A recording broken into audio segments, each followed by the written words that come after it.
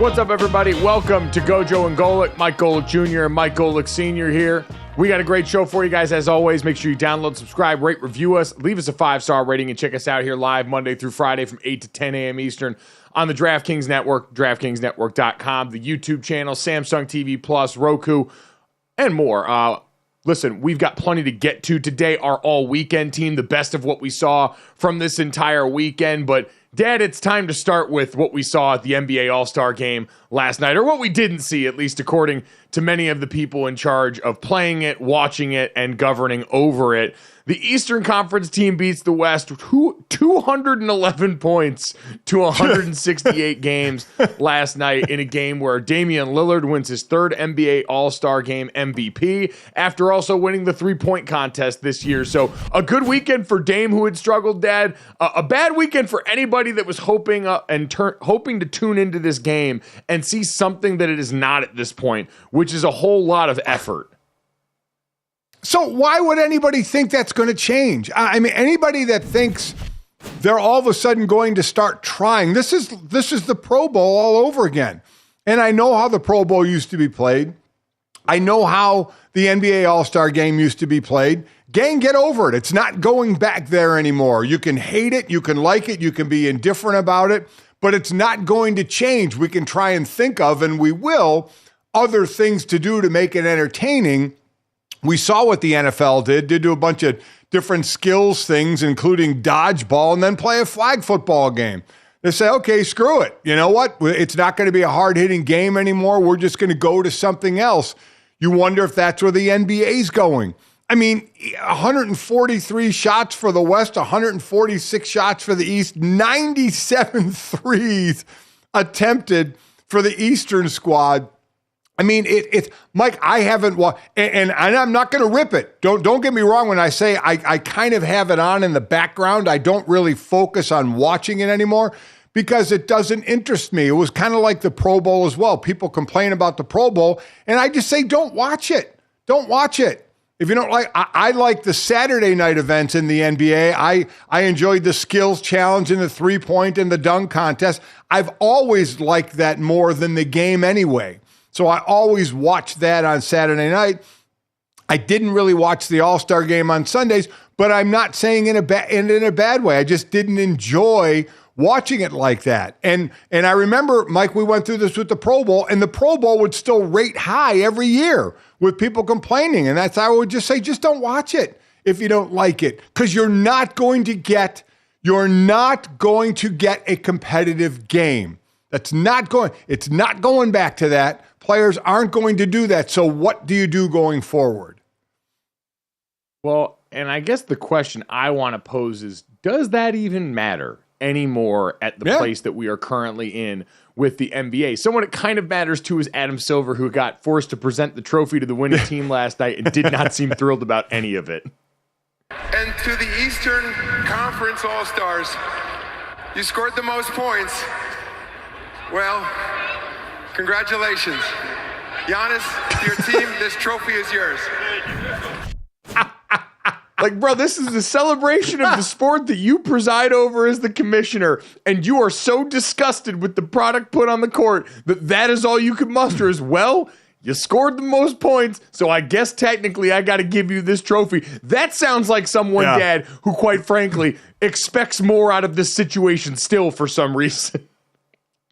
Yeah, he can expect all he wants. So, I mean, everyone is going to sit there and gnash their teeth about this thing, about what the days gone by used to be. And most would think as a 61-year-old, I might be one of those guys, but I'm not. Man, this has been gone for a while, the competitive NBA All-Star Game, the competitive NFL All-Star Game. They love showing the replays of the hard hits from the Pro Bowl. Great. It was great when it all went on, but it's just not going to go on anymore. So what's the answer? Well, no, I guess that was the question I go back to is, why does it matter if these are now all of a sudden lesser efforted or things that are less competitive in a day and age where we have more access to these sports than ever? We are getting more content around these sports. We get a ton of games already, so much so that we're debating if the NBA is playing too many regular season games, given the current structure of the sport and what we actually care about. I understand that in a time before, Dad, this used to mean something. And when the NBA was a much younger entity, having this as a way to sort of boost the sport's appeal and give these people an exhibition and a showcase of the greatest stars in the sport probably was something that had value that I just don't think it has anymore. Like you said, it's still going to rate because it's sports on TV for the most part. Yeah.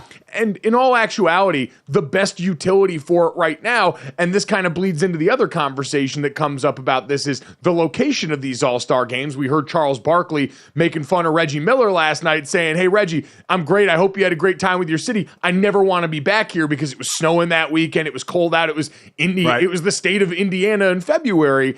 And the other utility this really serves is, hey, you still do get a lot of star players in front of young fans, people in markets that might not get to see these guys as much over the course of even a long season. They get this opportunity to have their city have all these guys to send down there and at least see them in person and get the juice out of that. And to me, Dad, that sounds like enough. Like, I don't think I need all-star games to be good or competitive anymore. Nope, I don't. Like I said, we saw the switch over to where it was competitive to becoming non-competitive, and that's fine. I get it. I get if players don't want to go that hard for the fear of maybe getting hurt or just for the fact that they're kind of resting a little bit. LeBron paid some, early on, obviously in this game, ended up playing just 14 minutes. He's got an ankle, so he's not going to play much. So, same with the football. These guys were going to stop hitting one another because they were like, why in the hell would we take the chance? Because they've seen players get hurt there where all of a sudden you're rehabbing in the offseason. Mike, to me, there's only one solution. The Pro Bowl used to be played a week after the Super Bowl, right? So the Pro Bowl normally would have been played this past weekend. And also the NBA All-Star Game was this past weekend. It is time to merge the two. It is time to put NFL players and NBA players together. And I'm not saying play this crazy game. I'm saying do some skills competitions in both sports. Not where anybody's hitting one another and all that, but get these two sports together, some of the greatest athletes, have them do skills challenge against each other in each other's sports. Yeah, we're reaching the point right now where reality television and reality sports are kind of merging worlds here, because the best comp I could think of is the Bachelor franchise. The season right now is enjoying quite a renaissance because they got a good Bachelor and they got compelling characters that are here to be the Bachelor castmates. With the NBA, the easiest solution would be, hey, the players do care a little bit more and play a little bit harder and give a little bit more effort into it. But now we got to zhuzh it up. And I think you're absolutely right. My stock reply for anything to fix any All-Star game has always been whittled down to one piece of advice. It's let the football players play basketball. If you wanted to fix the NFL's, Pro Bowl, you just let the football players play a 5-on-5 basketball game against each other. And I promise you'd get the most competitive sporting event that you've ever seen as a nation. But now, and especially after last night, Dad, I do wonder if there's some crossover appeal, because the one thing that we had this weekend that I think did register on the Richter scale for a lot of people and did draw added interest was the three-point shooting contest between Steph Curry and Sabrina Ionescu. And that took place separate from the actual three-point contest. Again, Damian Lillard won the 3-point contest that took place amongst all the NBA players. But we had this build event that was separate from that of Sabrina Ionescu from the New York Liberty and Steph Curry, obviously from the Golden State Warriors, going head to head because Sabrina had won the 3-point contest at the WNBA All-Star game and won it by beating Steph Curry's overall record of what he had scored in the NBA game.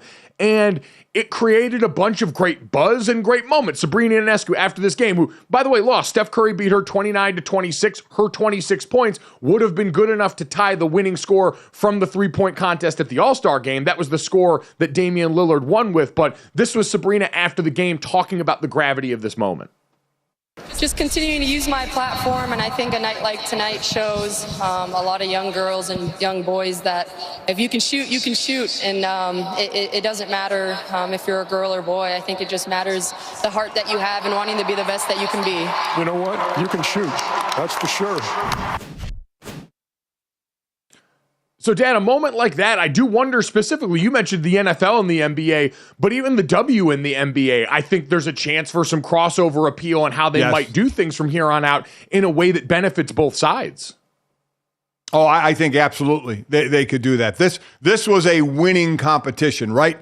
And when you heard both of them say they were kind of nervous before it, I think one of the things they were nervous about was it just being one round, one time through, and if they had clunkers, right? If it was like a 15-13 game, instead of 29-26. Sabrina came out, and again, she shot from where the men's 3-point line is.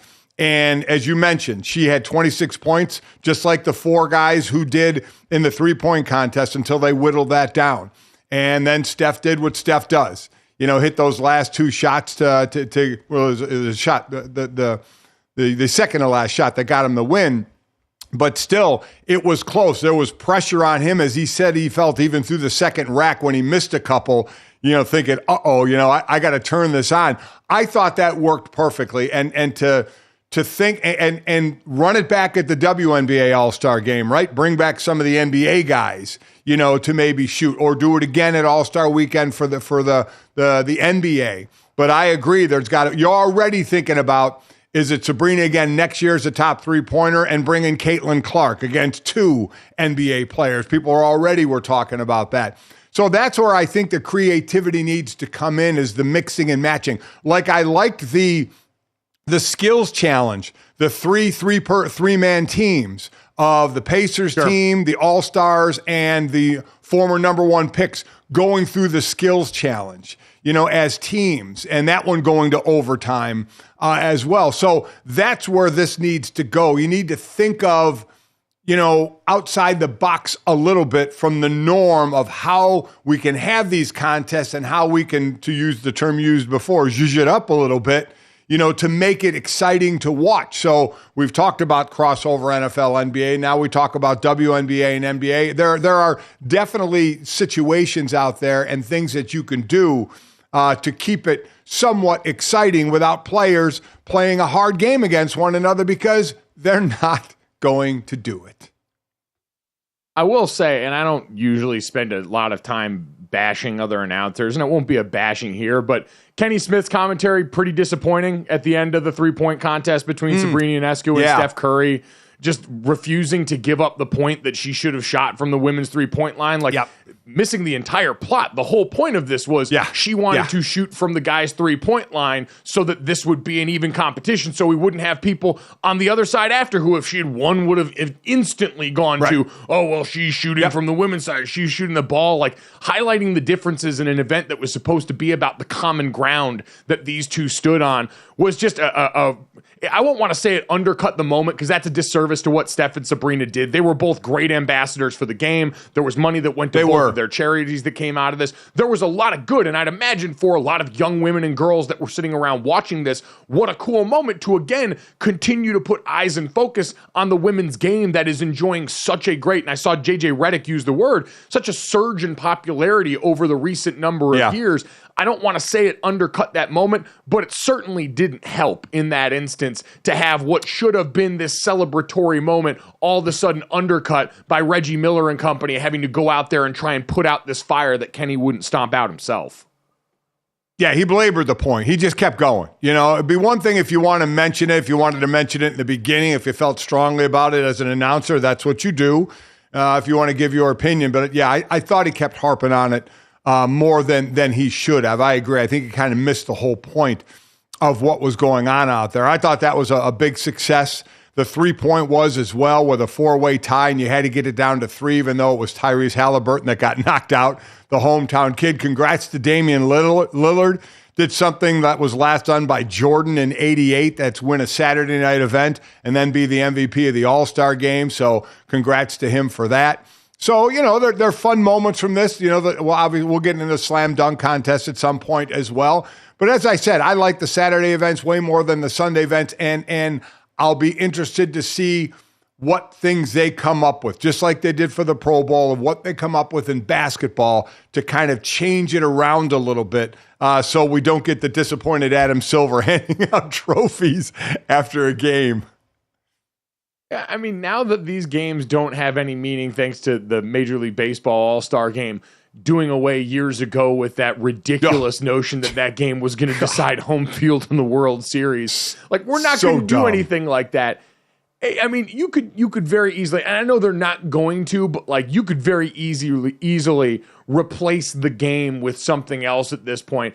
I'm sure, because again, it's sports and it's still going to rate. They're going to trot something out here the same way they do for the NFL, because they've got to fill that time slot. But like, I ask people for their worst ideas to help fix the Celebrity All-Star game. And quite honestly, there were some ones in there more in the mundane that I would watch that NBA players would be much more interested in too. Like, could you imagine the Eastern Conference and Western Conference All-Stars competing in escape rooms at the same time, watching the personalities in there, who folds under pressure in some critical moments, how they work together as a team? I'd be all in for something like that. Karaoke, having them have to figure out a group number, some individual numbers, all these different things that you could do that were actually way more interesting because it's not stuff that these guys have to or get to do every day.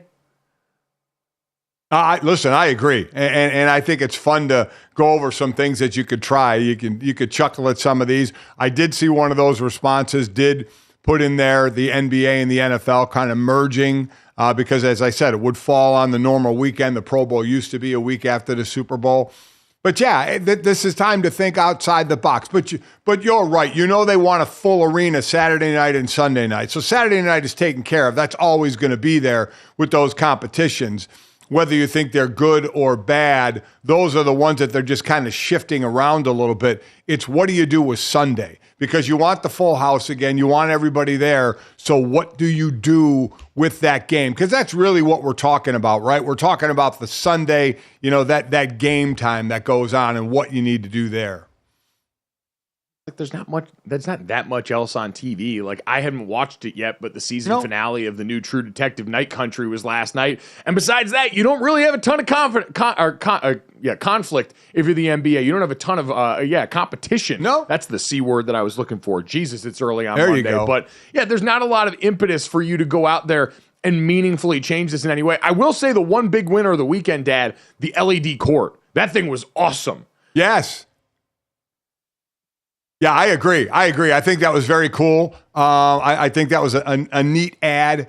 So, you know, I used to say this about the Pro Bowl game, Mike, is if they don't change it, so be it, because it's still rated. People watched it. So my thought was always, don't watch it if you don't want to watch it. But if you could find things to kind of shift it up and make things more interesting without because the players obviously do not want to play hard.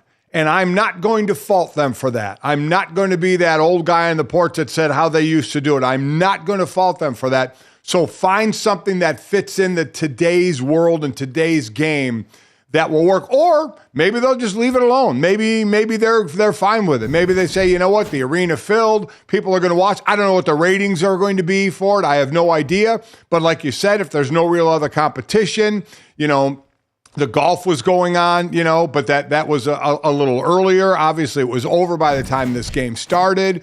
So, yeah, maybe they won't change it at all. Maybe they're like, this is just where it is. For who, for what? Like, this isn't going to make the difference for the NBA when it comes to signing their next television deal, which is really the thing that Adam Silver's got to be most concerned about.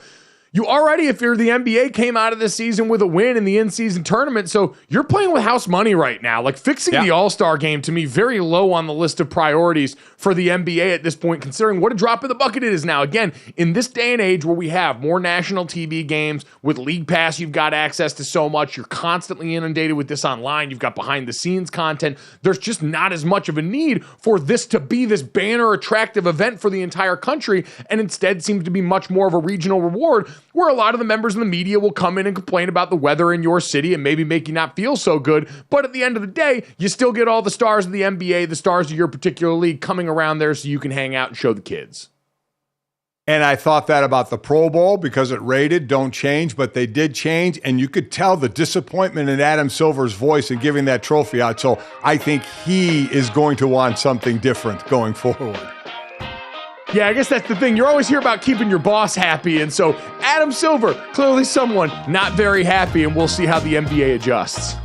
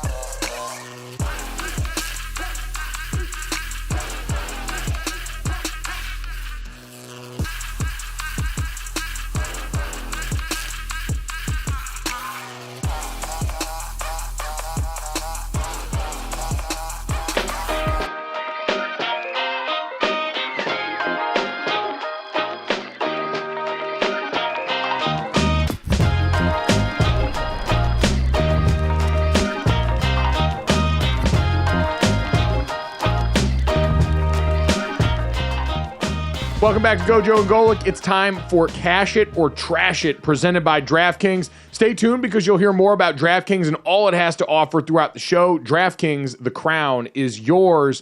And Dad, you and I talked going into the weekend about the slam dunk contest and some of the odds going into that. And you made the very correct and bold proclamation that McClung was about to go back-to-back, and he did. Dad, what'd you think of all this? I generally look at the dunk contest now, and I made a very bad analogy that I'll try and explain better now about the Bachelor franchise, where you have a good Bachelor, you have good contestants now, but for years when that was less of a certainty, you had to change up the format a bunch. You had to do all these different date things and try and work it around it to try and cloud everyone's vision from that and overcome it with all of those changes. It feels like where we're at with the dunk contest right now, and I feel like McClung is able to cut through because at a certain point he just realizes instead of trying to bring a car out there and jump over that, or even though he did stack two people on top of each other to an extent, so he's not totally recused from this. But at the end of the day, Yeah. it's jump high and dunk hard. I feel like we need to get back to our roots as a dunk contest where we try and put all the rest of this to the side. I don't need to see you do all that other stuff and then barely get the ball over the rim. I need to see you jump high and dunk hard. And to some extent, Mac McClung was able to do that. Yeah, he was. And when you're 6'2", that helps. When you're going against guys that are 6'8", 6'9", and you're able to slam it down. Listen, Matt McClung has some hops, and he did it twice. He hopped over two guys, and he hopped over Shaq as well. But it was impressive to do. But I'm with you in something that you can always be creative in dunks, but if it takes away from, you want to see the ball go through the basket hard. That's what you think of, that's why slam dunk. You want to see the ball slammed through the hoop, right, with some authority. And when you're right, when it's just making it over the rim because there's too much extracurricular activity going on, it's not as cool as a whoa, when he slams it down. Quite honestly, the story of this one was the people scoring, getting booed, the judges getting booed with some of their scores they were giving out. They were getting basically ripped by the announcers and everybody else. But also, a lot of people thought Jaylen Brown's score in the first round because it was Jaylen Brown, right? And the other names in there weren't household names, even though Matt McClung had won it last year. So how much was name value? I think Reggie Miller or Kenny, one of them even said it about the Jaylen Brown slam, that was on name value more than the dunk itself. Because I thought Matt McClung's best dunk was his first dunk when he should have got 50s, and he didn't. But again, when you have judges out there, things are going to differ. So I don't know how much can change there. We don't see the monster names anymore. Like in the 20 years that LeBron's been at the All-Star, he's never been in the dunk contest, and we all wanted to see that. Like we saw Michael Jordan go back-to-back years ago winning that. You want the stars doing it. And when the stars don't do it, then you need all this glitz and glamour. So I think even as people were saying, people start to overthink it a little bit instead of just really slamming the ball down really, really hard while doing some trickeration as well. You don't just want a standard dunk.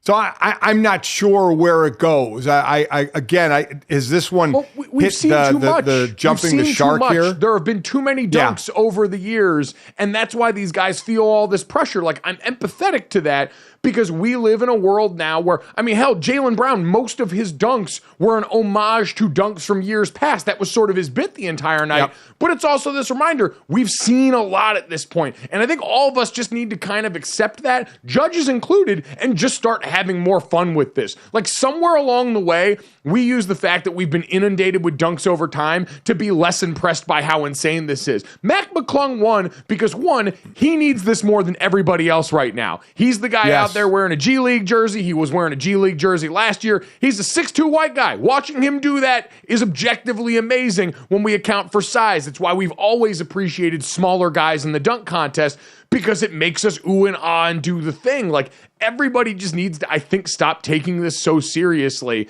and just relax. The scorers, too, like, when you have the judges that aren't losing their minds and the announcers, like, everybody's got to be a little bit more in on something that can still be fun, because you've still got some of the best athletes in the world. And if we're not going to get the stars, bring us more Mac McClungs, guys who are going to attack this with everything in them and give us the ferocity that we're looking for. Yeah, I would agree. So we've been saying this for a while about the dunk contest, right? 3-point contest isn't going to change. You shoot threes. Skills challenge, that they can change up some of the things you do and make it teams like they did, which I enjoyed. But the dunk contest is dunk contest. It used to be the most looked forward to thing for NBA All-Star Weekend, and it's not anymore. And I don't know if it's anybody's fault, Mike, for it. Just the fact that we've seen all the dunks, we've seen everything, and I don't know how much more that you can do with it outside of bringing in different people. Again, if we merge this with some NFL stuff, now we got NFL guys dunking, and trying to do some crazy dunks. So that just adds to it. Something different. You just got to twist it up a little bit. I do think the All-Star game, Well, really, I mean, we talked about one of the uses already. And, Dad, I don't know if you saw or heard the clip of Charles Barkley taking not so inadvertent shots at both Indiana and San Francisco last night, actually, in a way that is kind of what you've got to take when it comes with the Charles Barkley territory. If we're going to love all the off-the-cuff stuff all the time there, occasionally you're going to get him wading into waters that make everybody involved a little bit uncomfortable in the broadcast. And it did so, especially with his shots at the San Francisco homeless situation. But Indiana, Dad, I found myself falling into the trap at the beginning of the weekend as a media member and a coastal elite and all those things where I walk in and I'm like, oh man, like for the players, is it really a reward if you've got to go to a place that's cold or when it snows? You've covered a bunch of cold weather Super Bowls as well, all these things. And I got enough of the shouts back that actually made sense and was willing to kind of put my hand up, admit I'm wrong when it comes to this, because it is still an opportunity. I think in all of this, we talk about, and you and I are in the show, are always very pro player in the way that we approach most situations, because we understand that between college and the pros, most things operate without their best interest in mind. It's about the almighty dollar. The only person who's probably further down on the rung than that is your average fan of any particular league, who is really never catered to anymore, because most leagues know, hey, we're going to get your eyeballs on TV no matter what. So what goes on with you in person is really a secondary, tertiary need for us. And these all-star games, in a situation like this where the NBA uses their all-star game the way the NFL sort of does with like the like the draft, where you can barnstorm it around and you can bring it to franchises and fan bases that might not get a Super Bowl awarded to their site. I do think at the end of the day, that's a good thing. And this weekend really isn't about the players and hasn't been for a long time. It's reflected in the effort there. They're going to be out there basically for the fan interaction, basically for people to get in front and see these players that may never have another chance in their life. And I think overall, I kind of agree with the people where you could sacrifice one weekend of that in the middle of the season to try and do the one thing that maybe even comes close to serving the fan in a way that actually feels genuine. Yeah, all the events are inside too. So even though if it's at a cold place, you're going inside. With Super Bowl week, sometimes they want to make it outside, or it's like usually Super Bowl week really starts get going on Wednesdays. And depending, sometimes the NFL experience is outside, sometimes it's inside. Like in Las Vegas, it was inside the convention center, thank God, because it rained for the first half of the week. So I don't mind that. I'm trying to decide how to say this because I don't really like cold weather Super Bowls in moving around, but this seems to be such a shorter time of just a weekend as opposed to really kind of half a week of what you're going to do to just let the fans enjoy it from different parts of the country that don't get to see these guys up close and personal like they did in Indianapolis over the weekend. Well, I'll say this. If we all agree doing this is still a good thing and that you shouldn't be taken away from these fan bases and you shouldn't just lock it in to the same 5 places, the conceit on the other side is we don't have to like your city either. Like, that's not the other thing. We don't got to come in and lie to kick it, all right? We can agree that this is a good thing, that different cities get represented by this. I don't have to come in and like and espouse the virtues of your city. I can do a good job of being a partner in this, but I don't have to come in here and lie and say that this is like some bustling metropolis or a place that's this tropical paradise or anything like that. We don't got to go that far either. There's maybe a comfortable middle ground where we all agree what the game is and we just go about it amicably.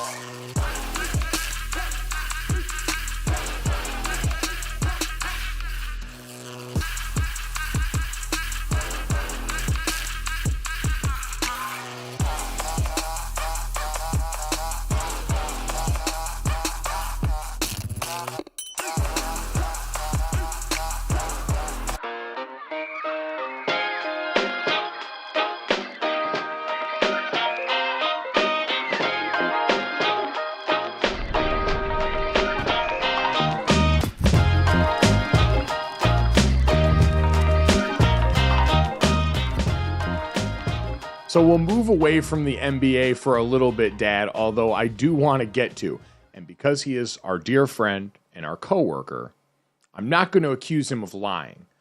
But I want to get to LeBron James maybe not being fully truthful with us during the NBA's All-Star Game broadcast last night and some things that he had to say about his future. But you mentioned before, Dad, the other sporting event we had going on this week, the Genesis Invitational going on over the weekend, and had plenty of juice and box office for us. Hideki Matsuyama ends up winning, which we can spend some time talking about in a little bit. But, Dad, in the midst of this, we had another unfortunate Tiger Woods pulling out of a tournament.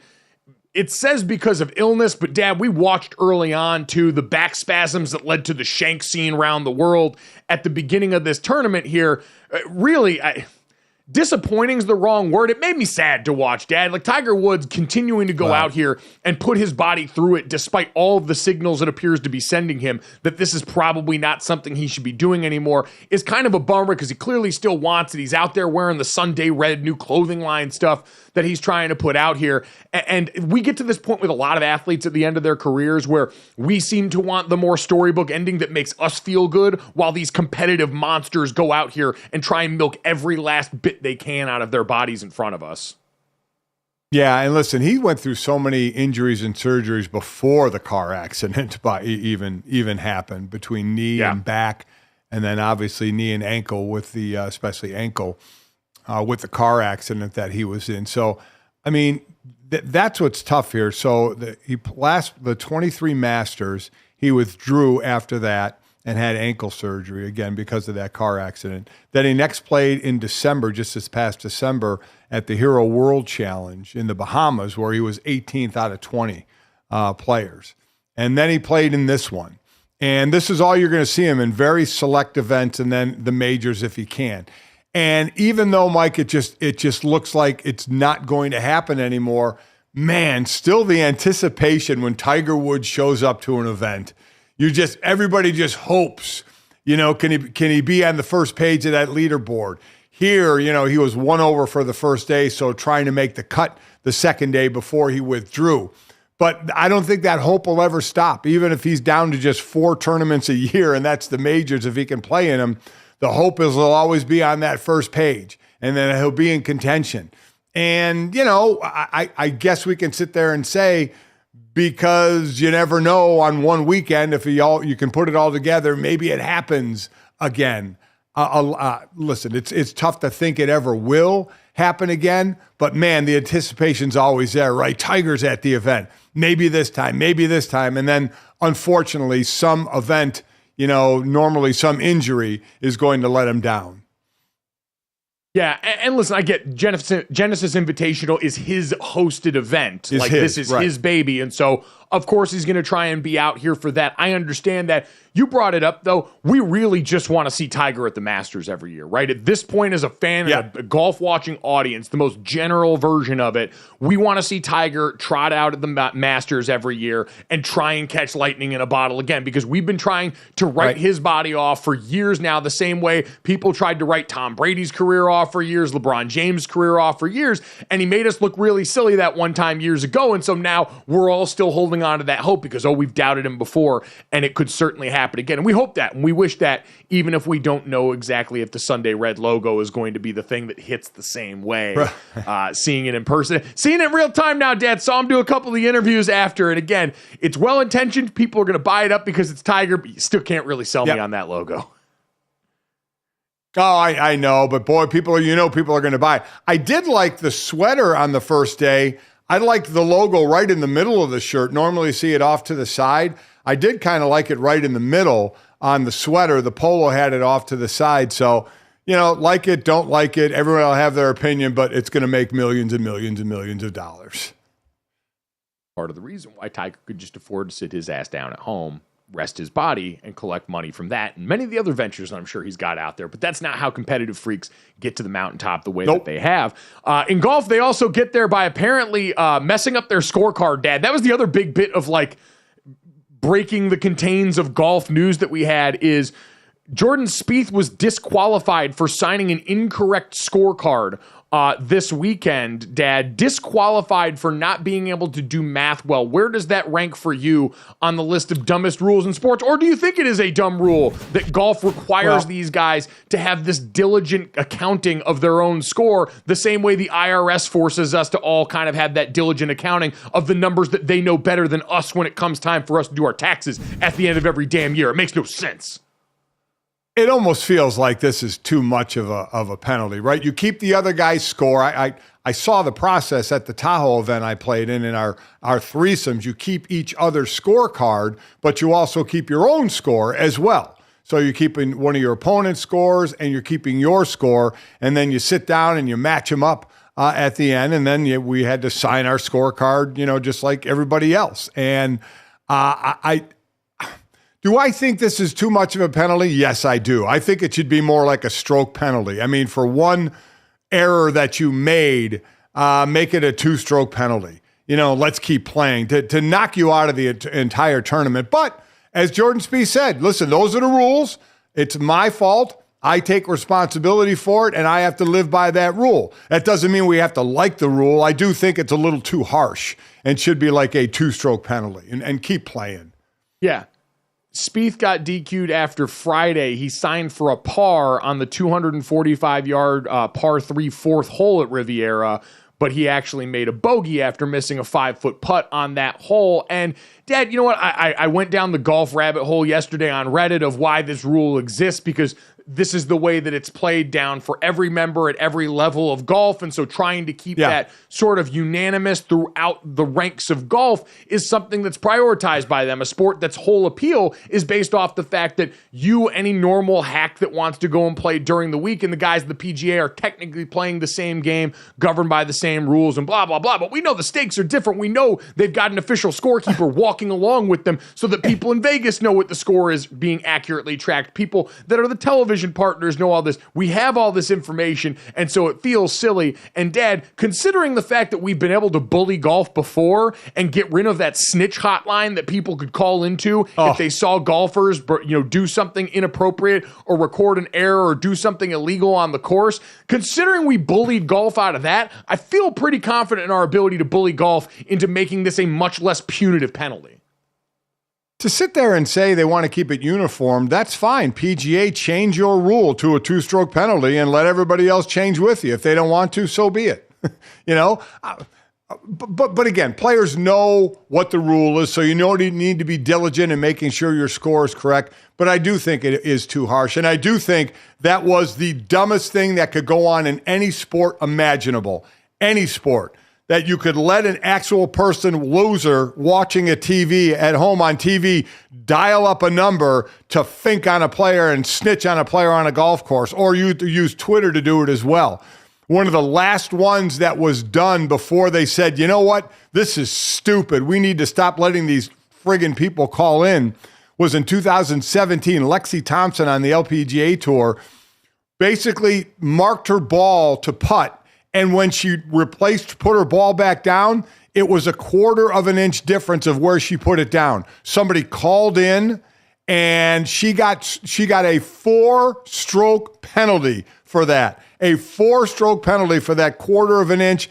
And that's basically one of the last things where golf finally said, you know what? This is ridiculous. People at home get a life, number one, that you're sitting there doing that to these golfers. And thank God they got rid of that. Was easily the dumbest thing in all of sports.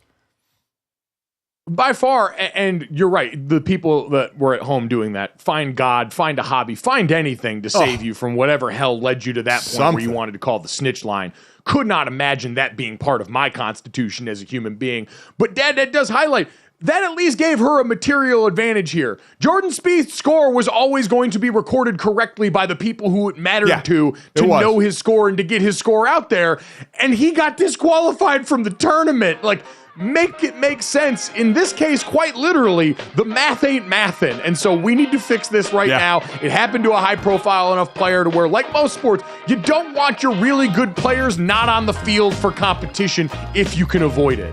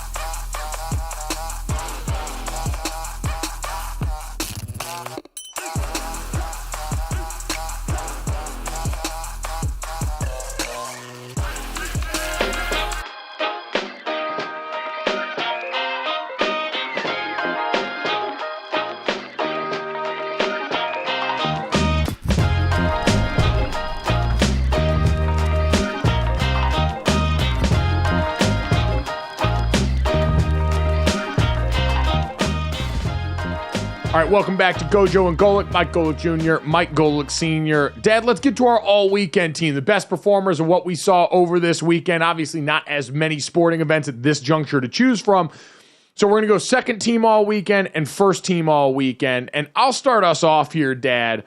I want to give a shout out to a guy getting a payday. Now, we see this happen a fair amount in college football, but this guy walked into a job that was going to be a pretty difficult ask, comes with a lot of outside stressors, and as someone who's had a very difficult road to this point with some of his personal demons that he's had to slay, Steve Sarkisian, it was announced that the Texas Board of Regents and everybody involved with that decision-making were working to finalize a contract extension for Sark to get him paid up there as the Texas head football coach, would have him making a little over $10 million a year with some of the incentives built into the contract to remain their head coach. Last year led them to a Big 12 championship in their final year in the Big 12, got to the college football playoff and played a banger of a game against Washington, who eventually beat them there. But they finished 12-2. They were third in the final AP poll. He was Big 12 Coach of the Year. And Dad just overall has this Texas program up and running and online in a way where I feel a lot better about them heading into SEC play next season now because of what Sark has done here in just 3 short years manning this program. How about his contract, though? How about basically until 2027, he's making over $10 million a year. He gets, 2 cars, a private plane, a golf membership at one of the country clubs out there. I mean, some pretty nice little perks going on there. It's been incredible. And we see a lot of these contracts now for some of the high-profile coaches have some of this cool stuff built into that, the private jet use, all those things, which, man, with all the money around Texas, and that was the frustration for so many people so long, is you have this motivated, albeit somewhat too meddlesome at times, booster core surrounding that program. You've got all the resources in the world, and yet they've only mustered what they've mustered in the top end as a program for all this time. Sark came in, Dad, and was immediately, and has been, one of the best offensive minds in college football, one of the best play designers in college football. He had that offense up and running right away. He's got the trenches on lockdown now, where we're talking about a couple of their star D tackles as early round draft picks coming up this spring. That being the difference, and just overall now how composed this program looks. We don't hear as much of the noise anymore. We started to just see production right now, and man, that feels like, in this day and age with all the changes in college football, a massive step forward for them. So congrats to Sark on the job that he's done there. It's been damn impressive. Yeah, did done well, and got to the Final Four before they changed it to Final 12, because it'll be a little easier to make now, but he got to that Final Four, and so it was either Texas or the U who is back. Well, it looks like Texas is back now. My second team is going to be the South Carolina women's basketball team, led by Dawn Staley. I mean, listen, another win for them, ho-hum, 70-56 over Georgia. But it was their 43rd straight SEC regular season victory. And we know some of the greats, obviously, the coaching greats today, Dawn, as I mentioned, Dawn Staley, but, Tara Vanderveer and the win she's getting at Stanford, and Kim Mulkey at LSU, and certainly Gino Auriemma. But, man, when you talk about some of the greats, you talk about Pat Summitt, right? And Dawn Staley and her South Carolina Gamecocks broke Pat Summitt's record of 42 straight SEC victories from January of 92 until January of 96. So when you're breaking something Pat Summitt did, that's, even though this team is by far and away the best team in the country, have not lost yet this year, don't know who's going to beat them. Still, when you put your name ahead of a person like Pat Summitt in that category, you have to have the tip of the cap for him. So tip of the cap to Dawn Staley and that South Carolina team. 43 straight SEC regular season wins. Yeah, man, I think a lot of people, especially young fans now, might just forget. I mean, Tennessee women's basketball for so long. Oh, my gosh. The sun and the moon in that sport. And what Pat Summitt did at the helm of that program was really the beginning, laying the foundation for so much of what we've got now in the sport. So you're right, rarefied air. And Dawn Staley, who has done this with as much poise and swag as any coach on planet Earth throughout the entire process, has built a team. And I know she's sort of bristled at the notion of their style of play, Dad, because they're an incredibly physical basketball team. Like, they're incredibly skilled. I don't want to take away from that all. And I think that's sometimes the thing that gives her pause, is the way people seem to act like maybe there's not skill afforded with it. But I applaud her for building a basketball team that is so physically imposing and able to overwhelm their opponent defensively, on the glass, in the paint, all these things that are important and matter in a day and age where, hell, in the NBA, we're talking about bemoaning the lack of a post presence. You want some post action, you're going to get it in the women's game here, and you're especially going to get it in South Carolina with the kind of ballers that they recruit there. So completely with you. Congratulations to them. Let's get to the first team, Dad. Unsurprisingly, I'm going to go college lacrosse. We are in the early goings of this season right now, and I've already, for anyone unfamiliar, I'm a huge college lacrosse fan. I grew up playing it. I roomed with a guy named Sean Rogers, who was a great star attackman on the Notre Dame lacrosse team, and I've been smit with the sport ever since. When we get to Memorial Day weekend, you're going to hear my plea for you to check out the sport, one of the fastest growing still on two legs. But Jordan Faison is a star midfielder for the Notre Dame lacrosse team right now. He is a freshman. He was a 4-star recruit. He was the 48th ranked player in the country according to Inside Lacrosse last year.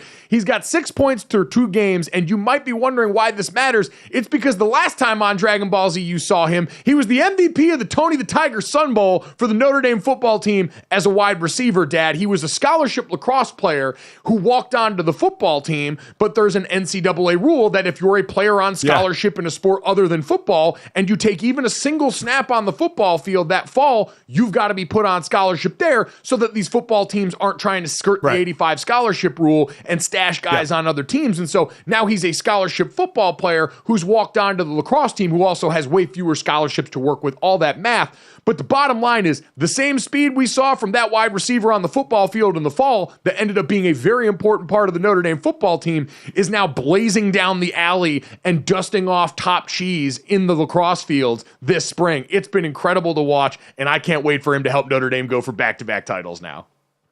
I was just going to say Notre Dame is a defending NCAA champs. I think in their first 2 games, they scored over 20 goals in both games. So they're getting after it. But Faison, yeah, it was fun to watch him in the football. And I get that NCAA rule because teams would absolutely be stashing scholarships in other sports to give them more in football. So I get that rule for sure. My first team, and we just mentioned his name. We were talking about Spieth and Tiger Woods, because I wanted to save Hideki Matsuyama for my first team all weekend and what he did. He started Sunday 6 strokes back at the Genesis Invitational. Ends up shooting a 9 under 62, the lowest closing round by a winner at Riviera. So he did that. But even more importantly for him, he had a goal of 9 wins on the PGA Tour. And why that was important to him, he passed KJ Choi of South Korea, who had 8 PGA Tour wins. So he got his 9th. He has the most wins recorded on a PGA Tour by an Asian-born player. And that was a goal for him to do, and he got there. His swing is one of the best technical swings I've ever seen out on a golf course of how he does it.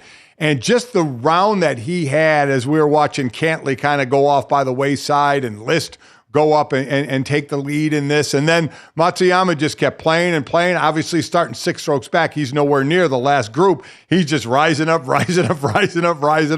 And there he is winning it at the end and achieving what he achieved. So congrats to him. I do enjoy watching him play golf, a name we weren't kind of mentioning a lot during that tournament because of other things that went on, but a guy who just kept doing his thing to the tune of a 62 on Sunday to get the win. Yep, I know he said he was bummed that Tiger Woods wasn't there to hand him the trophy on the green after the game. Tiger sent out a really nice tweet. Obviously, he was at home dealing with the flu, ended up being what he withdrew with. But you're right, and Matsuyama said he, coming into Sunday, didn't really entertain winning as a realistic thing based on where he was and where the lead was. But put your head down, keep plugging away, and golf is an insanely mental thing. Good things can tend to happen in that spot. So congratulations to Hideki Matsuyama. Congratulations, like you said, to number 1 ranked Notre Dame lacrosse starting off the season 2-0. Yeah, I know it's Cleveland State Marquette. I don't care. Good luck. On. We also had Notre Dame linebacker Drake Bowen, the game-winning run for Notre Dame baseball against Rice. Multi-sport athletes doing it big all over campus. How about that? We'll throw that in as a little added bonus for the all-weekend team here. Coming up next, though, we got a big deadline that's going to begin tomorrow in the NFL, a window that opens up, and some major decisions on the line for a bunch of your favorite teams and players next.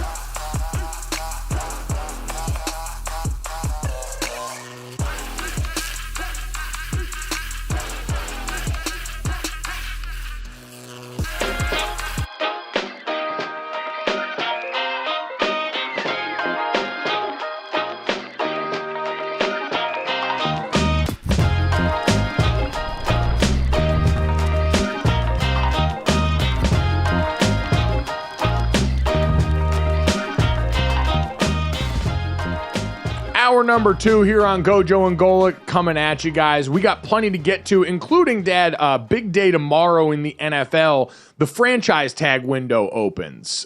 Beginning tomorrow on Tuesday, NFL teams are going to have the ability to go out here and tag eligible players, and it's a mixed feeling day for me. Obviously, for a lot of fans of teams, it's great. They love this tool because it allows them to keep some of the biggest stars around for maybe one more year, load up for another run. We'll talk about the names that are eligible for that. It's always a bummer for me because a lot of these guys are some of the best and brightest players. We'd love to see what it would look like should they actually reach free agency. And so big decisions around, I think, a couple of incredibly pivotal players that if they were to somehow skate this, all of a sudden change the balance of the offseason. But speaking of changing the balance of the offseason, Dad, did you see this quote from Antonio Pierce talking about what went on for them this offseason? Kliff Kingsbury came over and got hired as the offensive coordinator after briefly flirting with the Las Vegas Raiders that was going on there. He was expected to be the OC under Antonio Pierce and instead ends up in Washington. And Antonio Pierce detailed a pretty interesting story of how and why that actually came to be. For you, it has to be difficult as well because you are working to build the staff. You're having to ask, can you speak to certain coaches? But you feel like you've got one piece and now all of a sudden that piece goes away. Yeah, well, National Football League, NFL, not for long. So you're right. I thought we had a guy, but not for long. Hold on. So you put pen to paper, man. That's the one thing I learned. No different than us in free agency, right? Gotcha. Teams are recruiting you, things are going on. Listen, Mac Johnson pretty good. I guess he can still, I think he can still dish it out a little bit. If I'm losing the Magic, I'm okay with that, right? And then at the end of the day, listen, man, if it's not meant to be, it's not meant to be. That's fine. So, Dad, reportedly, Magic Johnson, picked up the phone maybe, had a little bit of sway in this. He's trying to make it about that. I do think it's a little bit more Kliff Kingsbury, but I don't know if there is something to a celebrity owner being able to pick up the phone and Magic Johnson with his infinite charm being able to all of a sudden involve himself in the situation that maybe helps a little bit in the margins. Again, I don't think it's the main reason here, all things considered, but I'm sure for Antonio Pierce, that framework will help you sleep at night a lot more. Yeah, to go ahead and say, hey, it's Magic Johnson. You lose out to Magic Johnson. How much that had an effect, I don't know. I honestly have no idea. As far as Kliff looking at both situations, where I think he knows in Washington he is going to get to start fresh with a rookie quarterback, and we're with the Raiders. We'll get to the Jimmy Garoppolo thing, but it's Aiden O'Connell and it's Brian Hoyer. I don't know if he was going to be real, and we'll see what they do as far as the quarterback situation is concerned. They may go that route as well. But picking number 2 like Washington, you're going to get what you're going to probably deem as your second best quarterback unless you think he was the top rated guy, which they probably would say. So maybe that was overall more appealing to him. Yeah, I think this is one of those things. This sounds good, makes for a funny clip, and not actually the reason why you take that. Like, again, if you're Kliff Kingsbury and you're not going to hang out a beach in Thailand and just collect checks anymore, and you just got done living in Southern California and getting to help coach one of the best quarterbacks in the sport, I doubt once you've developed caviar taste and have the ability to afford all that caviar, you'd like to go back down to wondering about your future at that position, especially when maybe getting back into this, I'm assuming then Kliff Kingsbury has aspirations of either getting back and doing this at a high level or eventually being a head coach again. I haven't heard that from him, but that's the assumption you make when you're not just going to collect the cash and sit on the sideline for 4 years after the Cardinals decided to give you the boot. And so the thing that gives you the best opportunity to do that is being able to coach an incredibly talented quarterback. You could say the Las Vegas Raiders afford you some more in the weapons you might potentially have around than Washington does at this point. But again, Dad, it's like everything else in this league. So much of the other stuff that we talk about strategically is what you need when you don't have the dude at quarterback. The simplest solution is still, and the reason we see bad franchises reaching on quarterbacks, even if they're not ready to sustain them, is because, man, if you hit on the one dude that happens to be special enough, everything else gets so much easier for you there. And so I think very much understand why Kliff Kingsbury would look and say, the simplest path to my redemption, if that's what I want, is going to the place where I believe they're either going to draft the guy I've already worked with or one of the two dudes that people deem as talented or nearly as talented as he is in the draft. Yeah, and maybe you get to buy a little more time as well, right? Because you're working with a rookie quarterback, so maybe you get a little more time, though. Maybe not as much as in the past that you would get, but still, you get a little more time to work with the guy and develop the guy. So, yeah, I definitely think that has a way more to do with it than Magic Johnson, even though Magic's got that, very magnetic smile and kind of bring you on in, come on to the team. Listen, Magic's got the juice. I want to make that abundantly clear. This is not me denying that. As I've said to you, people ask all the time, like, oh, who's the most famous person you met doing this job, or who's had you the most starstruck? The only answer I can ever give is Magic Johnson. He's the only person that meeting him, seeing him in person, feeling the energy in the room, like people try and quantify it factor all the time and try and point to what I don't know what it is. Magic Johnson's got it, because I felt proximity cool just being in the room with that guy, getting dapped up by Magic Johnson. The most that my feet have ever levitated off the ground. That smile that he flashes absolutely can make a difference here, but so is the top overall pick or second overall pick in the draft that he gets to walk into the party with as well. So that certainly helps there. Dad, you mentioned, by the way, the Jimmy Garoppolo factor of it all in Las Vegas. How about Jimmy G getting popped for PEDs? Not something I had on the offseason bingo card, but here we are, and it sounds like the Raiders are going to use this as a juncture to potentially release Jimmy Garoppolo, who dealt with injury concerns coming in. Those injury concerns ended up being founded once they got to the season. Aiden O'Connell ends up being the guy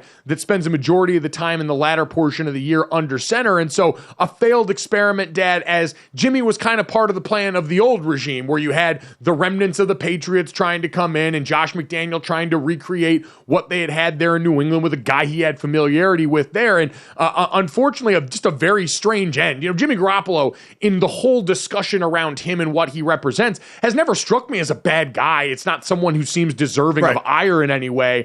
And so this is something, I don't want to laugh at a guy's career prospects and future going forward, but it just seems like a very weird wet fart ending to a tenure that never really got off the ground.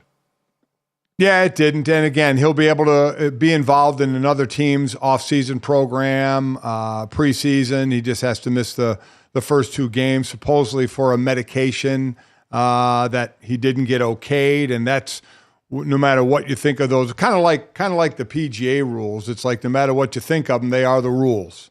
Just like Jordan Spieth found out, you get disqualified for it. You're responsible for what you put in your body, and if you're going to take something, you have to make sure that it's been okayed by your team and their off-season testing, which is things that go on as well as during the season. You get tested. So, you live with it, and you could say it was an innocent medication, but it's your responsibility to get it checked, whether you like that rule or not. It is what it is.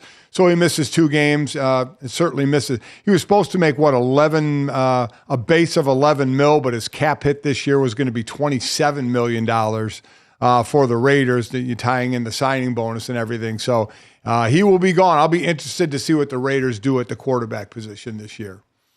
Yeah, to your point about the contract, huge contract implications there. Like you said, he was supposed to earn an $11.25 million roster bonus if he was on the roster by the 5th day of March when the new league year begins there. But that base salary for 2024 would now also be voided because of the suspension. So they're going to be able to cut him and save a fair amount of money when they do so, because this suspension ended up popping up into play, which, listen, I hate seeing players lose money ever. It's hard enough to come by. These owners are trying to gouge you at every chance that they get. And so I root for players to get their money all the time. So that sucks for Jimmy. But if you are a Raiders fan now and you're trying to get out from under what ends up being a swing and a miss at the most important position in football, this at least gives you a little bit of a softer landing spot here. But rooting for paydays is what we do around here, Dad. And tomorrow, starting through March 5th, the start of the new league year, begins the window for the franchise tag candidates and transition tag candidates for NFL players. And Adam Schefter tweeted out the list of some of the names yesterday, especially defensively.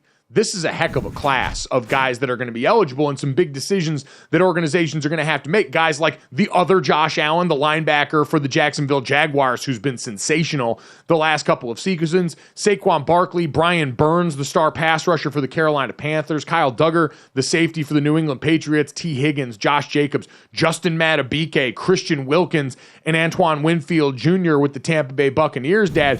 There's a lot of studs out here where franchises are going to have to play this delicate game. And a reminder for everybody who's unaware, the franchise tag, you can have it placed on you and still negotiate a long-term deal until the middle of July. Teams have that time. Right. And so a lot of times it's like putting the placeholder down at the blackjack table. Yeah, I'm just leaving to go get more money, but I plan on coming back and doing business with you. And that's the hope for a lot of these guys, that they get to cash in on a lot of the great stuff they've put on tape already. So which of these guys, Dad, is most compelling to you and do you think has the best chance of actually securing a long-term deal with their team?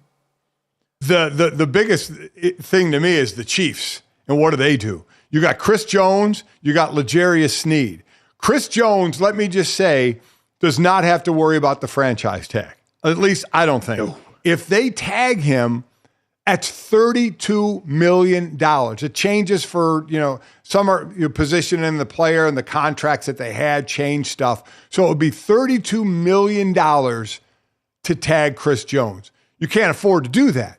L'Jarius Sneed, it would cost you $18 million to tag him. You could more afford to do that than Chris Jones. So in my eyes, we mentioned back-to-back champs. Who can they hang on to? L'Jarius Sneed had a monster year. Obviously, we know where Chris Jones is. Chris Jones looking to break the bank.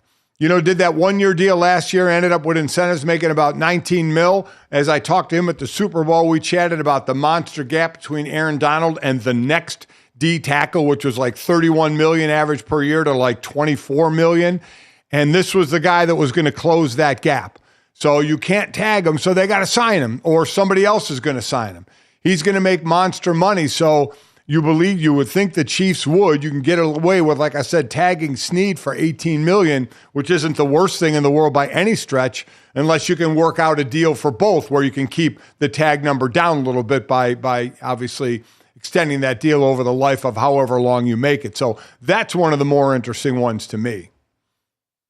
Yeah, certainly massive implications there because you're talking about anything that puts a hole in the side of the champions, the back-to-back champions, and what that would mean for the rest of the league. I do look at his position overall, though, Dad, and say this is a fascinating stretch for defensive tackles in the NFL right now because you've got two big studs that are likely going to be tag candidates, and Justin Madubuike for the Baltimore Ravens, who was their leader in sacks this year, who thrived in that Mike McDonald defense, and then Christian Wilkins, his counterpart down with the Miami Dolphins, that now really in two different schemes has shown himself to be incredibly potent. The former first-round pick turned in 9.5 sacks this last season, working in Vic Fangio's defense that was a marked departure from what Brian Flores and them have been running before that. And so now for that guy, they're a team, Dad, Miami, I think they're like $50 million over the cap. They've got two decisions that they've got to make and start to factor into this now as to what they're going to do with him. But man, in a league, Dad, where we talked about last week, the running game had such a renaissance over the postseason. The league has spread out so much and gotten so light in certain areas that certain positions, I think, are going to become pretty important in the new world order. And defensive tackle and off-ball linebacker are right near the top of that list. If you've got a guy like him that can be a factor in the run game in the way you need these guys to be, with so many light box looks, with so many spread-out formations, but who also has pass rush ability to this extent, you got to do whatever you can to keep that guy from walking out the door. So I'd expect Miami's going to go tag and then try and very quickly figure out how they can make the long-term money work with this guy, because you don't want a homegrown player who's delivered in this way at a position that's going to be this important to go walking out the door for you. I agree. D tackle between, you mentioned Wilkins, Madubuike, and Chris Jones, of what they could all get. The other two would make over $20 million a year, and you're looking at Jones making upwards of $30 million a year. The importance of that position, one we didn't talk a lot about. It's always been quarterback, left tackle, cornerback, and edge rusher. Those were the positions of money, right? But now these D tackles to assert themselves as what they can do in the middle of the field. And I'll just say again, for those that see this tag every year and see how the players don't want to be tagged every single year and the battle that goes on, there was a time when players loved to be tagged.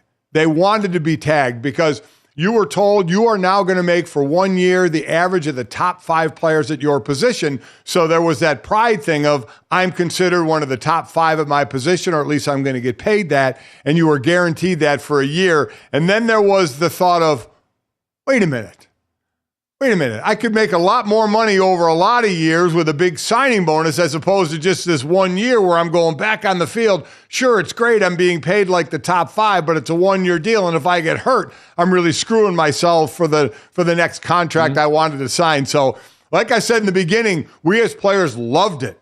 Loved the fact of, wow, okay, you're going to get this, but then it certainly turned to, man, don't tag me, dude. Don't tag me. You're not going to like it. You won't like me very much if you tag me.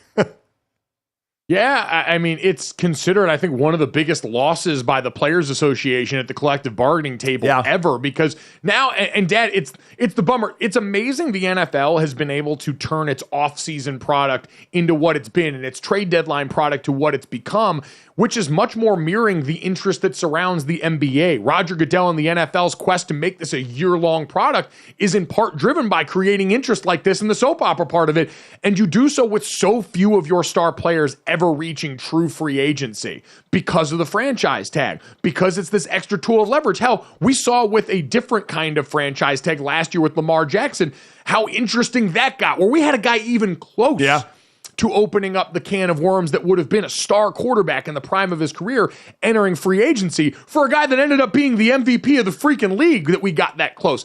Most people, as we pointed out throughout that process, never really felt like it was actually going to get to that point.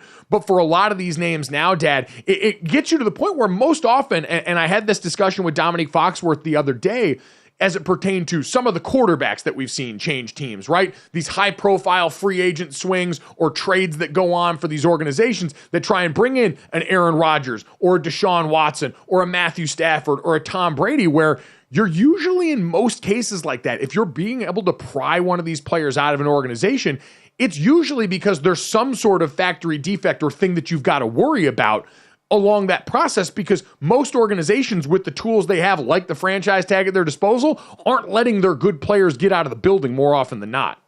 Right. And Mike mentioned the date.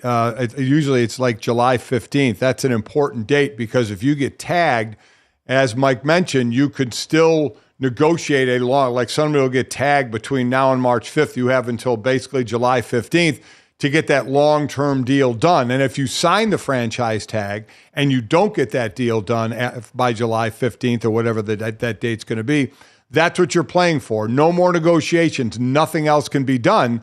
So a lot of times a guy won't sign the franchise tag unless, it's right at the last minute when he knows, he's going to play that year. Because again, if you don't sign it, you get to that point of July 15th where that's the only thing you can play on. Then a player has to decide, am I going to play this year or am I going to sit this year?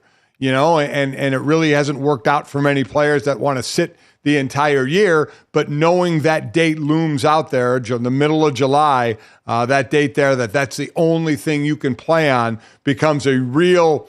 We always say things get done when your back's against the wall or when you pressure that deadline. That's the deadline. That middle of July is the big deadline of where you can get that long-term deal done, or no matter what, if you don't, you have to play on that 1 year amount. And we see between now and that time, that's when all the fireworks start. Every sports talk show in America and worldwide is going to be led by some player and agent trying to manufacture leverage out of nowhere. I'm sure we're going to see a bunch of guys wipe the team from their Instagram page and pull that rabbit out of the hat. We're going to see a bunch of anonymous quotes leaked about this player's desire to play at another team. All this stuff that's going to pop up that you're right, ultimately is going to get resolved about a week before that week in July or in the days leading up before, and is going to leave us instead, Dad, I think, relegated to having to look for more secondary characters in this free agent market, because T. Higgins that we talk about at wide receiver, the Bengals are likely going to tag him. They're probably going to be able to make that work for at least one more year. We're coming back off the Joe Burrow injury. They try and get him. We mentioned Christian Wilkins, some of these other guys, Brian Burns and company. Like, we're going to have to look further down the list to guys like, looking at the New York Jets, like Bryce Huff, defensive ends like that that are going to be priced out of a defense that doesn't really need them because they've got so much depth elsewhere. And that's a lot less sexy than trying to go and mine social media for who a different player is liked or followed and how that might impact their potential free agency if they even get there. Oh, the NFL season is over, but we've got that coming up. We've got the combine before that coming up, and then the NFL draft. The NFL just keeps on giving and giving and giving.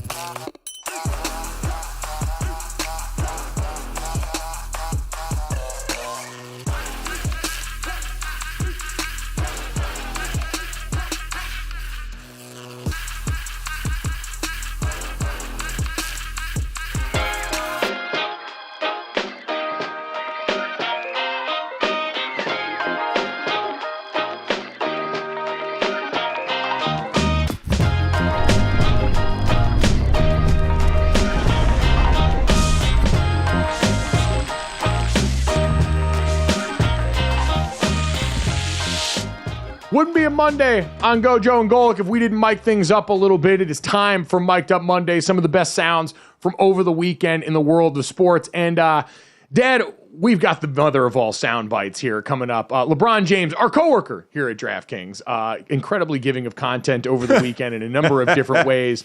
But this one, I think, made us all chuckle a little bit here. LeBron James was front and center during NBA All-Star Weekend. As you mentioned, only played a little bit in the game, nursing an ankle injury, and talked about his priority being getting back on the court, being healthy enough for this final stretch of 30 or so games that most teams have left. But he's gotten asked a lot more about his future, both with the Lakers and just in general in the league, being that he is in his 20th season and he is one of the oldest players, if not, I think the oldest player in the league currently at this point. And so LeBron got asked a question this weekend about the retirement tour possibility. Does he want to be celebrated by all the teams going around in whatever his final year ends up being, or does he want to go out incognito mode? And here's what the King had to say about that subject. I have not mapped out how many seasons I have left. I know it's not that many. I also don't know if I will. I was asked this question a couple of days ago. Will you kind of take the farewell tour, or will you kind of just Tim Duncan it? I'm 50-50. I'm going to be honest, because there's times where I feel like I guess I owe it to my fans that's been along this journey with me for 2 decades plus to be able to give them that moment, you know, whereas every city and whatever the case may be, and, you know, they give you your flowers or whatever the case may be, you know, and that seems cool. But the other side of, I've never been that great with accepting, like, praise. It's a weird feeling for me. I never really talked about it much, but it's just a weird feeling for me. So to go in each city, if that's the case, I don't know. I've seen Mike's, I've seen Kobe's, I've seen a lot of guys. I just don't know how I feel. I don't know if I will feel great about it. Maybe the only child in me, maybe. So again, LeBron James, hashtag DK partner. Love him. Can't wait to see him around the office in Boston. We can get some snacks together, and I'm sure he's going to be giving out his weekly football picks on our show coming up this next fall. It's going to be awesome. So I'm not going to call him a liar. I would never besmirch his character like that, but Dad, what are we talking about here? We know LeBron James is doing the final lap victory tour, right? This man who courts attention at every turn and who has been one of the best at it. He's been the center of the NBA for the last 2 decades, the better part of my adult life. He's absolutely going around and going to get like random surfboards and weird rocking chairs and all the strange gifts that NBA franchises come up with here. We don't need to lie to kick it. Yeah, I you know, it's a matter of somebody wants to do it or not want to do it. I think he'll do it. And again, as you mentioned, you know, our partner now with DK, I would hope the first time that he comes in Boston into the studios when we're there, he brings donuts, because that's what rookies need to do. So you're never too old to be a rookie sometimes. So hopefully he'll do that. And with his money, hopefully the good cream-filled ones. We'll wait and see. But I hope he does it. You know, you also have to be sure, right, that you're going to be walking away, because the one thing you do when you say this is my last season is when you're playing, if you're playing well and feel good, you all of a sudden you're like, wait a minute, is this really going to be my last season? After you've collected, 100 rocking chairs and 10 surfboards and whatever else gifts you're getting from every place, and all of a sudden you say, you know what, I'll give these gifts back because I'm coming back. So that's always an interesting one to say it's your last year. I think it's tough to just say this is going to be it. But if he does know that, I hope he does. This guy's going down. People, that'll be the thing. Where are you going to rank him? But regardless, he's in the team picture for one of the greatest of all time. I think we can all agree upon that. With an unbelievable career, longevity in his career, what he has done in his career, I think it would be cool. There's a lot of LeBron James fans out there. I think would love to see him go city to city, knowing it's his last time playing there. So I hope he would do something like that. Overall, I'm not sure how those things work overall for an entire season. If you can pull it off, I think it's great, because I think it's really good for the fans. And as we know, fans aren't thought of enough in the world of professional sports. I mean, if you're Adam Silver, you have to be pushing for this behind closed doors, because losing LeBron James already presents a massive void in your entire conversation cycle and interest as a league, because he's been the guy that's been the name of choice for so long. But you're looking for ways to make the in-person experience more exciting, to get fans in seats for this and crowds up for this. And so, yeah, your last chance as a fan to see LeBron James in your arena around the league, whatever you felt about him, is going to be a draw. So I'd imagine Adam Silver is probably going to be the first in line to put his hand up for that. Now, the other interesting thing LeBron said last night on the desk with the Inside the NBA crew on TNT was, we obviously had the story from Adrian Wojnarowski and Ramona Shelburne about the Golden State Warriors putting in the call for LeBron James to see if he was available before the trade deadline. And while it never amounted to anything realistically, and his agent Rich Paul was on with Stephen A. Smith and said as much, that this never got that far down the road, but the Warriors are a franchise that's known for making the call, for being aggressive in the way that they pursue these things. LeBron James tried to get up on that stage in front of the country and say that he learned about the Warriors trade attempt at the same time that everybody else did, with Woj and company breaking the story. And Dad, this is another one there where, like, I don't know how he expects us to believe that, when the whole point of this was, hey, the reporting around the story that Rich Paul has basically confirmed, by the way. Like, he went on Stephen A. Smith's show and said, Ramona Shelburne and Woj are not reporting things that aren't true. This is the guy that was in these conversations, in Rich Paul, his agent, and the CEO of Clutch Sports, saying that. And then LeBron coming out and saying this. Like, did they not talk about the media strategy? They're way too good at this for this to happen in this moment. That's the thing. We all just sit there and hear him say that and say, okay, we don't believe you. You know, we don't believe this at all. But to me, it does make it interesting. When you start talking about something a lot, are you waiting, just like the old owner that gives the, you know, I'm behind this coach, this is still our guy, and then the guy's fired. You know, you got LeBron saying, I love being a Laker, I want to continue being a Laker. Does that lead to him not being a Laker anymore? He's got a player option next year and then a free agent the year after that. But if he declined that player option, you know, what goes on? Could he end up somewhere next year? He makes it sound like he wants to be on the Lakers next year. And then there's all the talk of Bronny at USC, which LeBron has kind of backed off. I just don't see any way, shape, or form that Bronny is going into the NBA draft this year. I mean, he's averaging about 18 minutes a game. I think a little over 5 minutes and 3 rebounds a game. So doesn't seem like someone that's going to be a one and done. So does LeBron still hold that, where he would in 2 years would supposedly be a free agent, when maybe Bronny would come out after 2 years? Who knows? You know, I don't know. But that has seemed to go on the back burner a little bit more, as opposed to where LeBron may be playing next year or the year after that, if he is in fact playing. I think with that in mind, Dad, a 2-year timeline does make a lot more sense. Like, the Lakers are going to have, I think, 3 first-round picks this summer, a bunch of money to work with. Right. They're going to have a chance to swing big for another star, for a core roster that has gotten a little bit better in the lead up to the All-Star game. I think went 8-3 in their last 11 games in the lead up here. They've gotten to some better lineups, especially with Rui Hachimura getting more involved. And so, while I don't think that they're necessarily primed for a Western Conference Finals run like they were last year, you've got enough of a foundation set where if you just get through this season with LeBron and AD healthy as the core, you get to load up and I think make one more really big push for this next offseason. And while LeBron James has indicated he would like to finish his career as a Laker, there is the Bronny factor that if all of a sudden that becomes more realistic, if Bronny stays in school for another year, gets to do all that, then LeBron James has options where he's traditionally made his options felt at the conclusion of contracts. He's not been a guy that's forced his way out of a lot of that. He's always just strategically structured the deals. Yeah, and then you have the situation where you load up for LeBron like you'd load up for Tom Brady or somebody else, and then once that person leaves, what are you left with? You know, what are the Lakers left with on the other side of LeBron James as you've loaded up for a championship there to what you're left with when he leaves? And the Lakers have traditionally forsaken that in the name of making their superstars feel happy.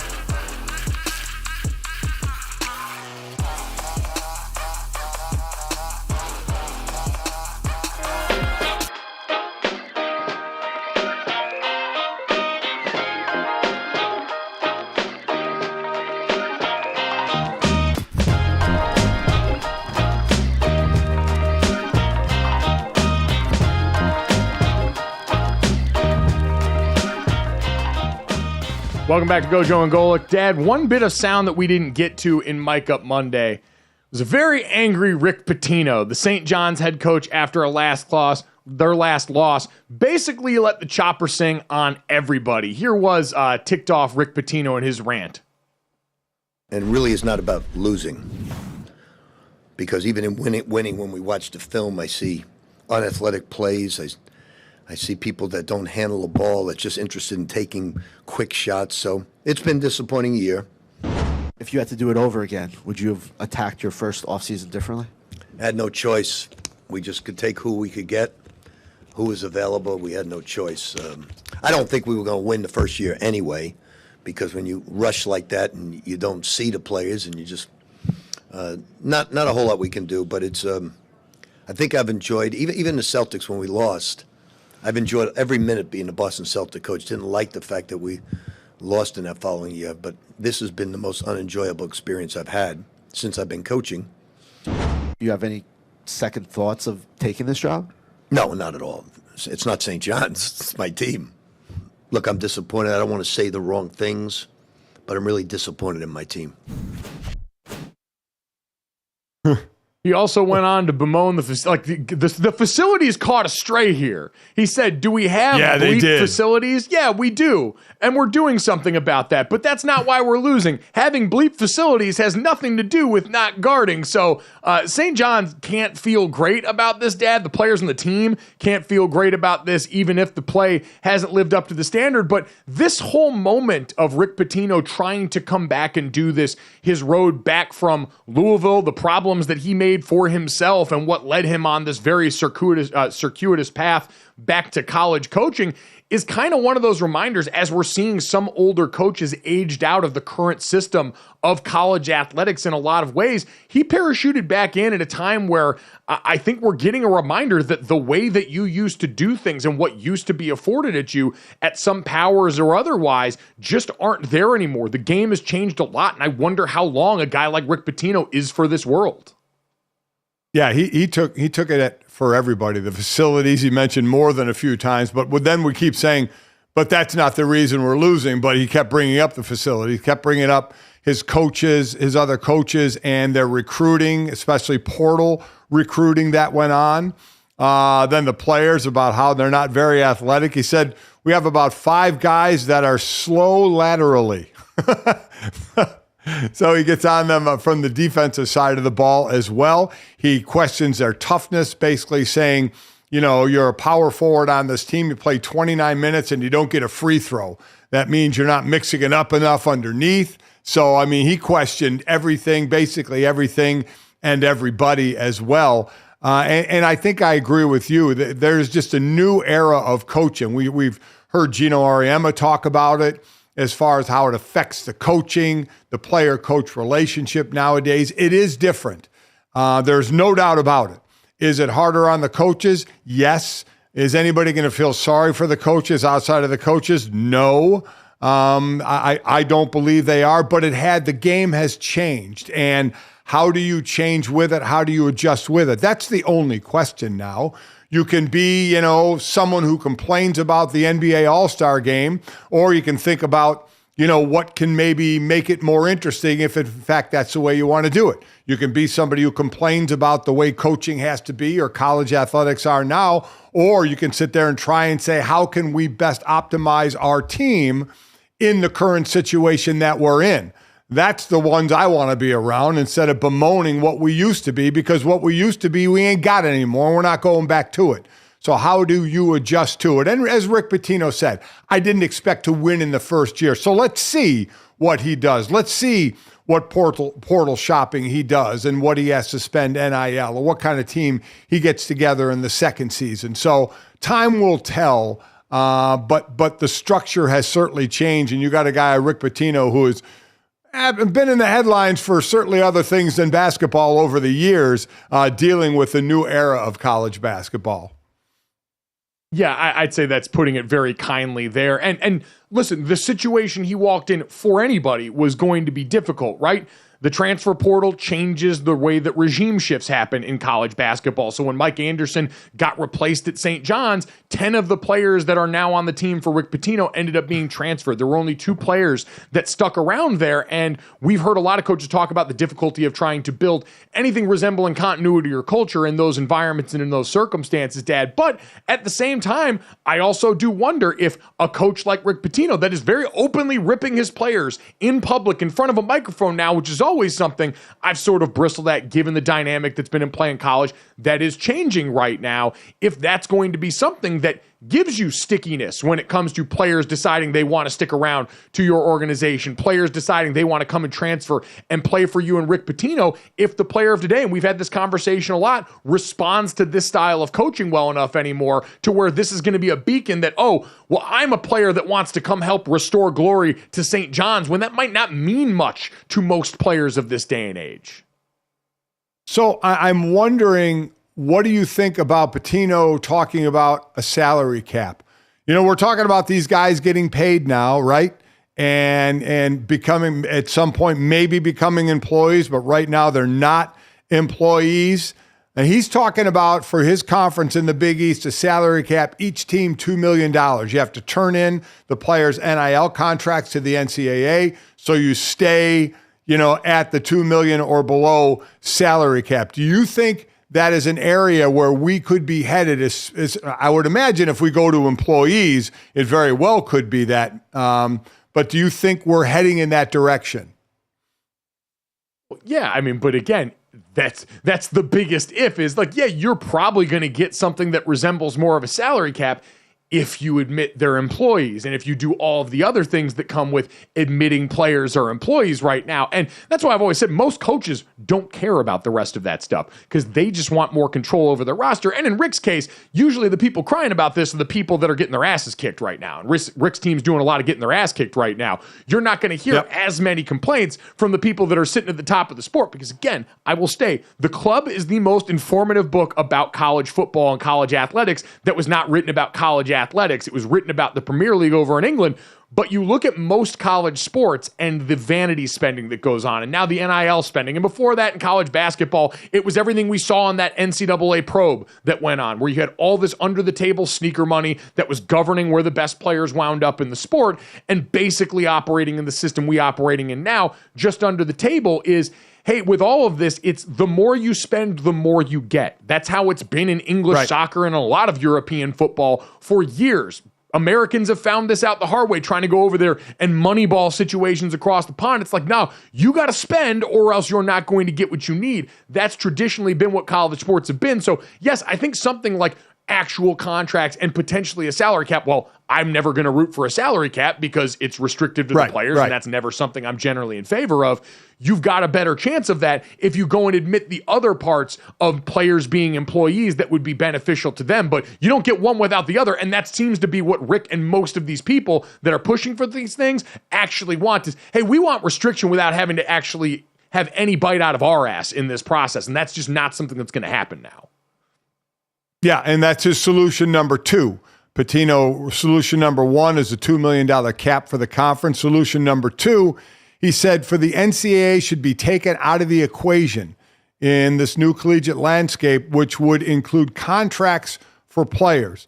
He said, do away with letters of intent, make athletes sign a 2-year binding contract, no different than professional athletes, which they are, he said. With that, the NIL collective puts together their NIL contract based on the cap. So he's got a cap. He's got basically saying we're employees now, that the athletes are employees now. 2-year contracts, binding contracts. I was going to say, Coach, will you do a binding contract? Hey, will the coaches take any kind of a binding contract at all?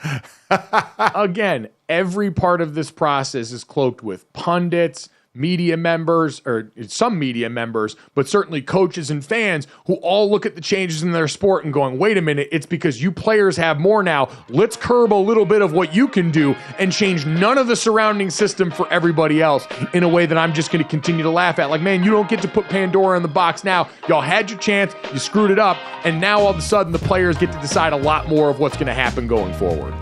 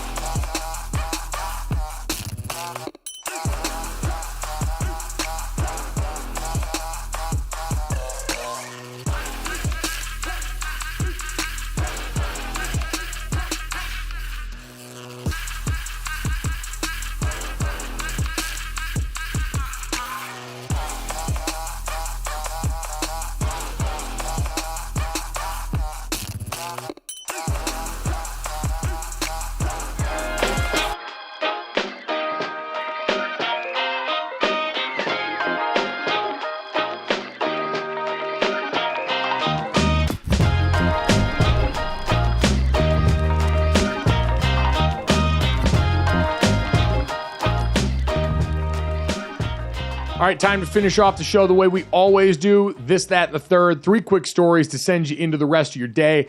As always, make sure you download, subscribe, rate, review us, leave us a 5-star rating, and try and check us out here live if you can, Monday through Friday, 8 to 10 a.m. Eastern, on the DraftKingsNetwork.com, our YouTube channel, Samsung TV Plus, Roku, and more. But if you miss any of us, you can also get us wherever you get your podcasts or right here available on the YouTube channel as soon as we get done. Dad, let's get to a little bit of college baseball to start off with this. We talked about lacrosse today. We'll give the other spring sports their love here. Sacramento State's Matt Mascangliano.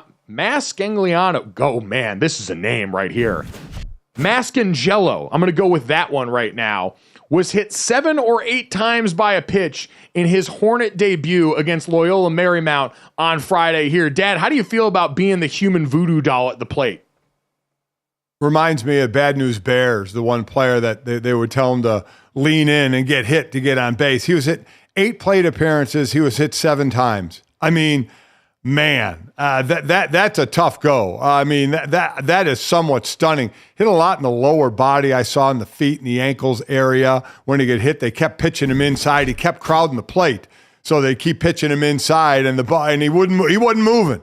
He was not moving for anything. He'd just take the hit and jog on down to first base. But 7 times hit in 8 plate appearances.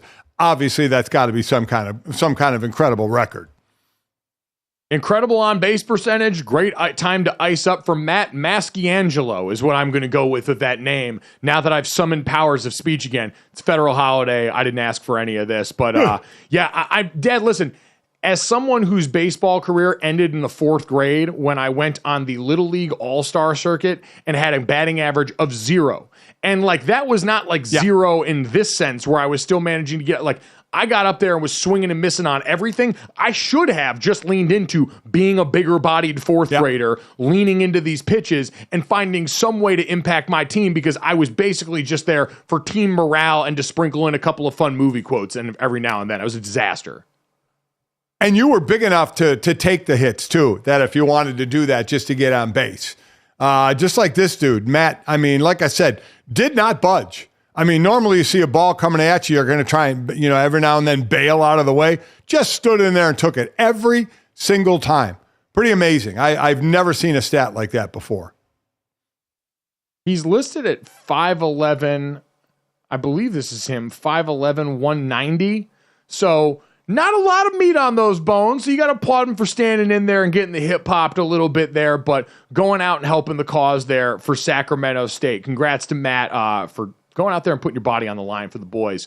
Dad, let's get to that. We got a bunch of hockey news that we get to today. The NHL announcing the Big City Greens Classic game that's going to come up on March 9th. And much like the Toy Story game that we saw for the NFL, it is going to have that animated Disney Channel treatment to it in a way that's becoming a lot more popular. As a lot of these leagues are looking to try and reach younger and younger fans, the Pittsburgh Penguins and the Boston Bruins are going to get that treatment for the game that's going to have that telecast also simulcast on ESPN Plus, the Disney Channel, Disney XD, and Disney Plus. That will be in addition to the ABC and ESPN Plus broadcast. So this is kind of the way of the world now, and we've got the technology to go out here and try and make the game. We talked about the All-Star game, the things that people are trying or not trying not to fix there.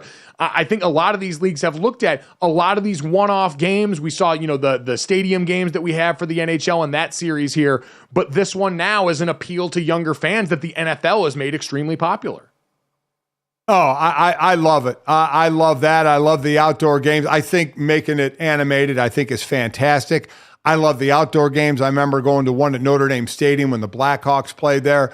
I love New Jersey and Philly just played. The New Jersey players came out like to play New Jersey, and the Philadelphia players all came out dressed like Rocky Balboa that was running down the street when he ran up the steps. I love it. I think the outdoor games are great. Now they're starting to question, are we doing too many of them? Is there too many of them out there? Because that's what you see at times. You see a good thing and then you see overkill of it. But I love the outdoor games. I think they're very, very cool, and I hope they keep doing a lot of them. Well, it's fun when people buy in, like the players having fun with that. We've said before for basketball and for NHL, it's true too. These are long seasons. You're looking for ways to break up the monotony for a lot of these guys, especially when you get in the middle and the dog days of all this. And this is a great way to do it. And something like this, the Big City Greens game, that for anyone that's unaware is apparently a very popular Disney Channel animated series here. My exposure to kids programming has only gone so far, Dad. Obviously, we've got my nephew Jackson, your grandson Jackson, and niece and granddaughter Alex, who are both just kind of getting into the TV phase of things. But a lot of my friends' kids, I haven't heard of Big City Greens get brought up. What I got exposed to this weekend, a show called Trash Truck on Netflix. This thing's awesome. A garbage truck that's friends with a bear and a raccoon and a human child that apparently can go from being on the streets, going out here and picking up garbage, to going inside classrooms and inside houses. The time and space things don't make sense to me here, but I guess for animated television, that's not what I should be worried about. I should be worried about how cool it is that this trash truck has formed a bond with this little boy and they can be homies. It's always interesting to me which kid shows hit. For you and Jake, it was the movie Jungle Book. We put that in and you guys were down. You guys were watching. You guys were way back in the Barney era as well. And you mentioned Jackson with Paw Patrol. By the way, dogs who have unlimited amount of money for the unlimited amount of tools that they have to protect their city. It's pretty impressive. But Miss Rachel out there now, I'm always interested in what the hot thing is that will keep your kid.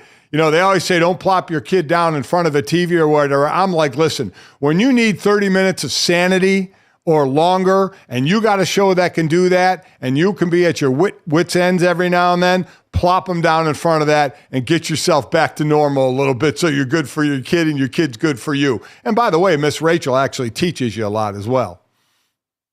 I can't believe that none of these leagues have found a way to incorporate Miss Rachel into a broadcast. You want to talk about building an army of young fans here. You get babies hooked on these games if you just get Miss Rachel up on the screen. Everybody's going to be locked in on this, parents and children alike. So the first league to figure out how to weaponize Miss Rachel is going to be the one that controls our nation's future. That much I can say for damn sure. So, Dad, from the youth to the olds, let's get to the third here.